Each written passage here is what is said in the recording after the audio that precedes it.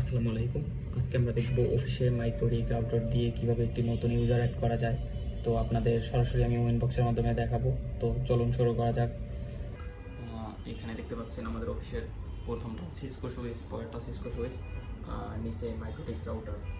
তো আমরা পিসি স্ক্রিনে চলে যাব। পিসি স্ক্রিন আসার পর আমরা আমাদের নেটওয়ার্কের সাথে কানেক্ট করব।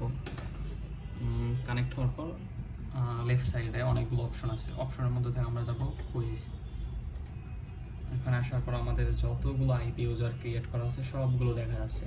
তো আমরা কি করব, একবারে সোজা বাম পাশে নিউ, এই যে নিউ বাটন, এখানে ক্লিক করব।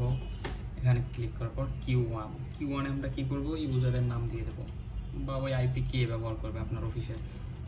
ধরেন আমি ব্যবহার করবো এই আইপি অনেক, বা আপনাদের অফিসের এইচআর এডি যে ব্যবহার করবে তার নাম দিয়ে দেবেন। এরপর এই টার্গেটের কাজ, টার্গেটে জাস্ট আমরা আইপিটা বসাবো 172.17.1, সরি ডটগুলো 172.17.30। আমাদের এই আইপিটা ফ্রি ছিল। তো এই আইপি দিয়ে আমার নামে নতুন একটা আইপি ক্রিয়েট করে নিয়েছি। তো ডেস্টিনেশনের দরকার নেই, এটা কেটে দেবো।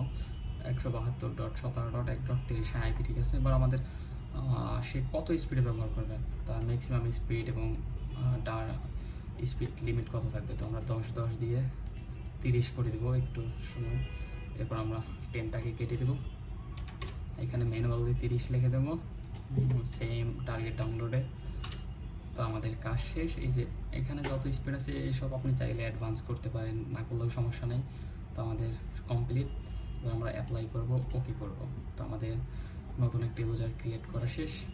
এই দেখেন এখানে এই একবারে শেষে দেখা যাচ্ছে অনেক, এই হচ্ছে আমার আইপি, এই স্পিড।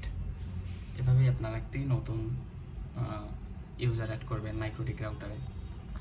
তো ধন্যবাদ সবাইকে, ভালো থাকবেন।